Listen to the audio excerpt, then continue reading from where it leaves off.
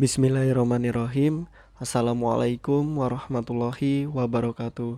Selamat datang di channel Sahabat Luar Biasa. Channelnya orang-orang luar biasa. Apa kabar teman-teman? Mudah-mudahan sehat selalu dan selalu dalam rahmat dan lindungan Allah Subhanahu wa taala. Amin ya robbal alamin. Bagi teman-teman yang baru menemukan channel ini, agar tidak ketinggalan informasi yang insya Allah menarik dan bermanfaat, jika berkenan silahkan like, komen, dan bagikan video ini, serta subscribe dan nyalakan tombol notifikasinya. Syukron jazakumullah khairan. Alhamdulillahillazi bini'matihi tatimus solihat. Segala puji hanya milik Allah yang dengan segala nikmatnya segala kebaikan menjadi sempurna. Salawat serta salam semoga tercurah limpahkan kepada Nabi Muhammad sallallahu alaihi wasallam serta istri-istri beliau, saudara-saudara beliau, tabi'in, tabi'ut tabi'in, dan bagi kita yang insya Allah setia dan istiqomah mengikuti sunnahnya sampai akhir hayat. Amin ya robbal alamin. Rabbi syrohli sodri wa yasirli amri wahlul uqdatam min lisani yafqahu qawli.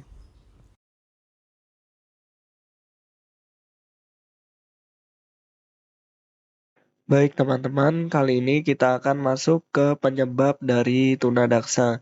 Yang pertama, penyebab peserta didik SIPI memiliki konsep diri yang rendah. Nah, mengapa peserta didik SIPI memiliki konsep diri yang rendah? Yang pertama yaitu hasil interaksi dengan lingkungan.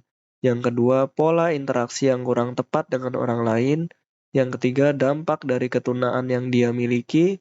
Yang keempat, kurangnya pendampingan, bantuan, dan kesabaran dalam mengatasi rasa takut.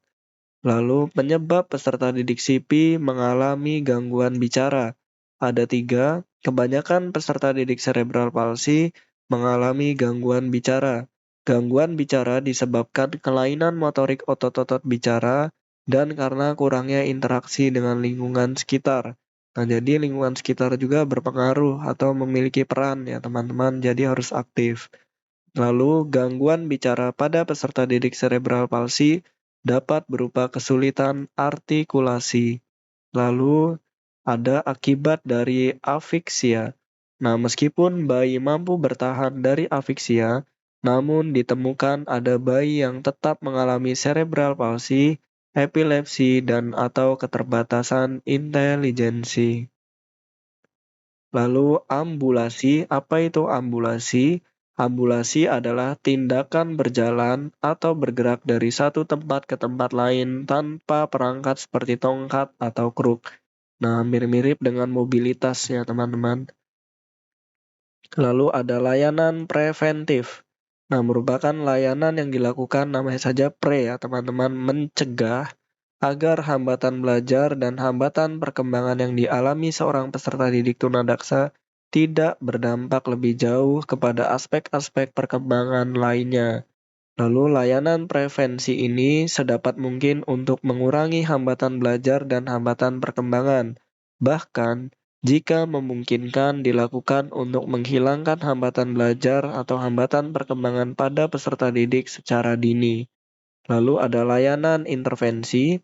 Layanan intervensi dimaksudkan untuk menangani hambatan belajar dan hambatan perkembangan agar mereka dapat berkembang secara optimal.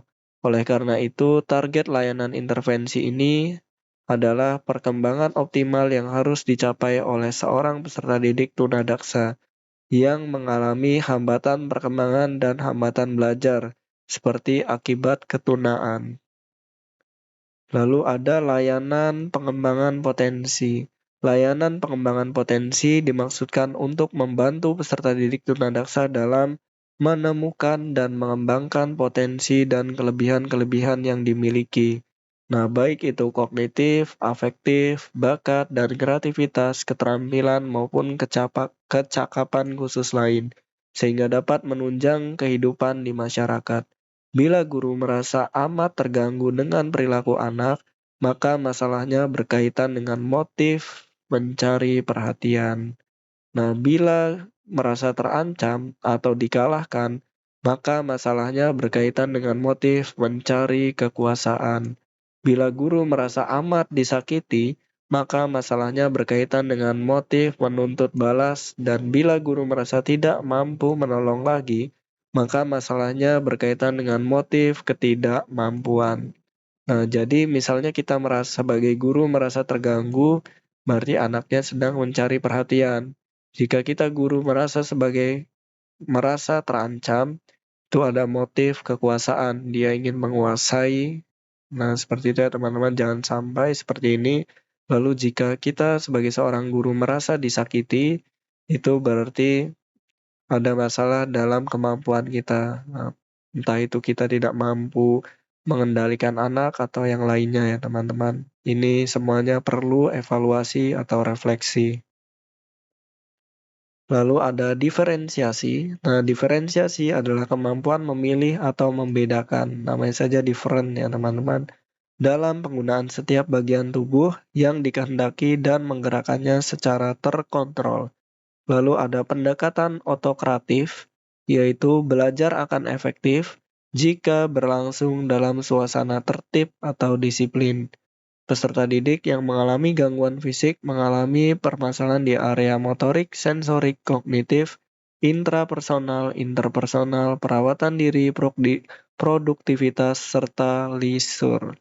Nah, ciri-ciri produktivitas pada peserta didik tunadaksa. Yang pertama, sebagian peserta didik mempunyai kesulitan mengembangkan keterampilan bermain. Yang kedua, sebagian peserta didik mempunyai kesulitan keterampilan menulis.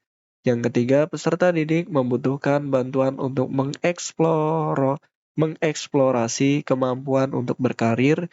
Lalu yang keempat, membutuhkan mengeksplorasi kemampuan bermain. Nah, jadi ada 4, mengembangkan bermain, menulis, karir, dan eksplorasi bermain. Lalu meminta peserta didik duduk di atas balance table untuk mengetahui keseimbangan peserta didik.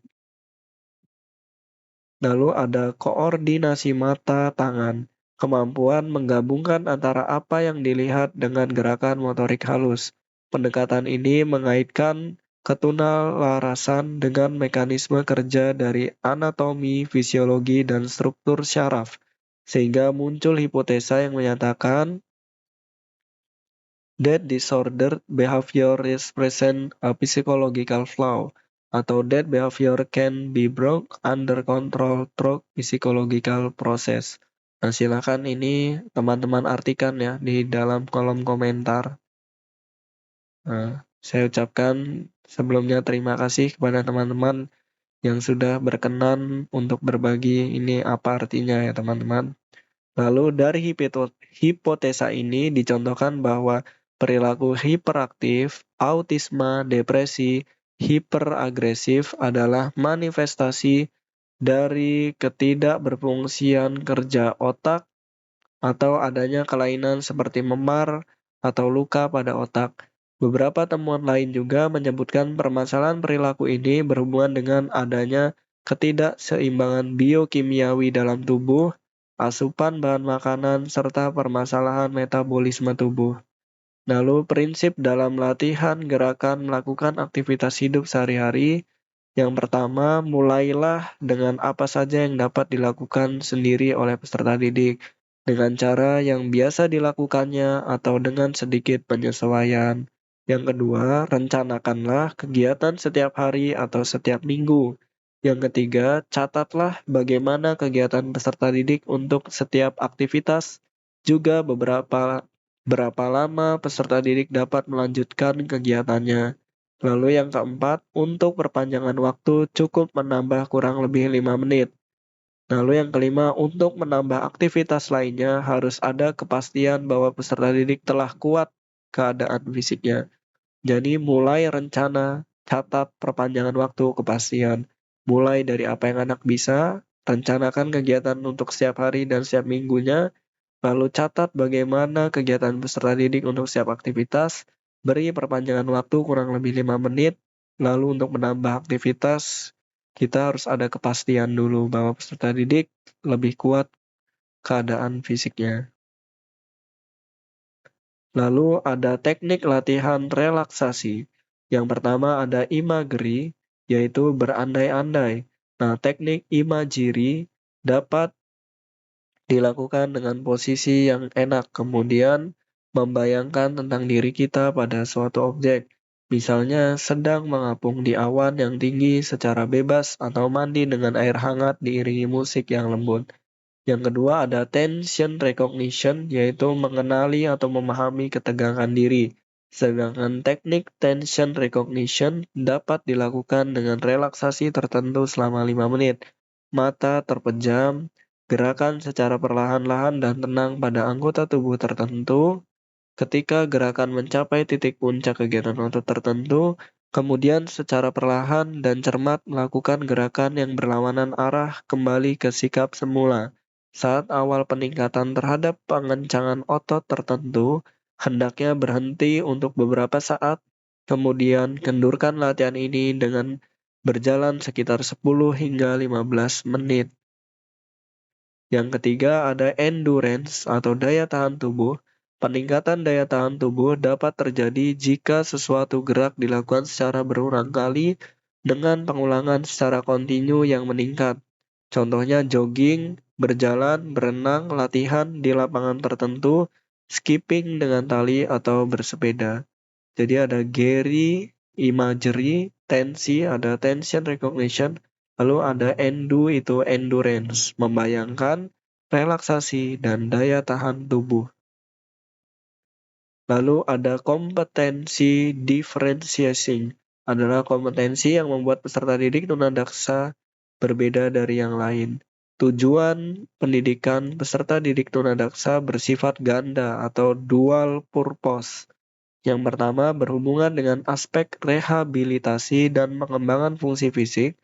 Tujuannya adalah untuk mengatasi permasalahan yang timbul sebagai akibat langsung atau tidak langsung dari hambatannya. Yang kedua berkaitan dengan pendidikan. Tujuannya adalah untuk membantu menyiapkan peserta didik agar mampu mengembangkan sikap, pengetahuan, dan keterampilan sebagai pribadi maupun anggota masyarakat dalam mengadakan hubungan timbal balik dengan lingkungan sosial, budaya, dan alam sekitar, serta dapat mengembangkan kemampuannya dalam dunia kerja atau mengikuti pendidikan lanjutan.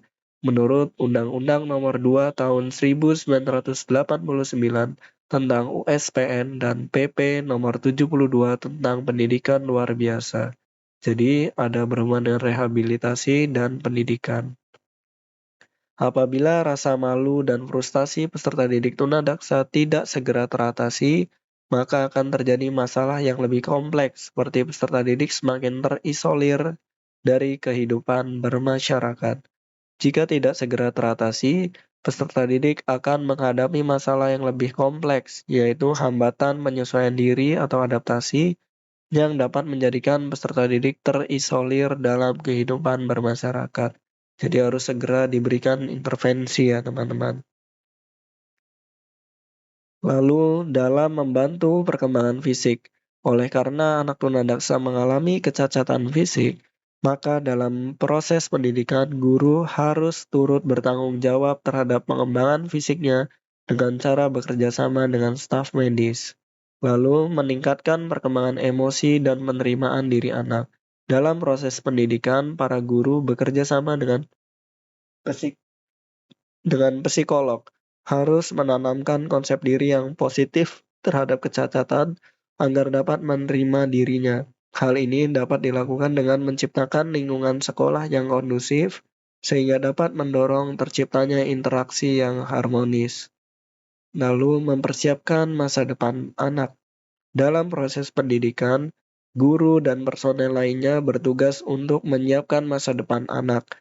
Hal tersebut dapat dilakukan dengan cara membiasakan anak bekerja sesuai dengan kemampuannya, membekali mereka dengan latihan keterampilan yang menghasilkan sesuatu yang dapat dijadikan bekal hidupnya.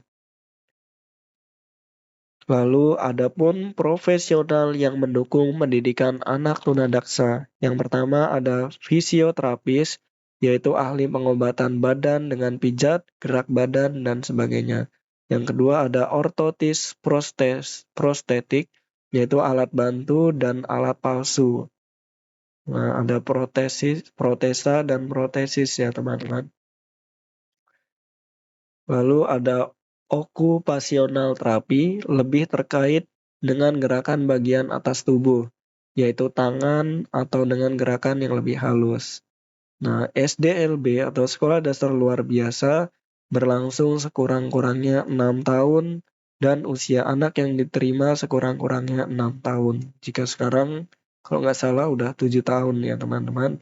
Isi kurikulumnya terdiri atas yang pertama program umum meliputi mata pelajaran pendidikan Pancasila dan kewarganegaraan, pendidikan agama, bahasa Indonesia, matematika, IPA IPS, kerajinan tangan dan kesenian, serta pendidikan jasmani dan kesehatan. Adapun yang kedua program khusus yaitu Bina Gerak dan Bina Diri dan Bina Gerak, lalu muatan lokal yaitu bahasa daerah, kesenian, dan bahasa Inggris.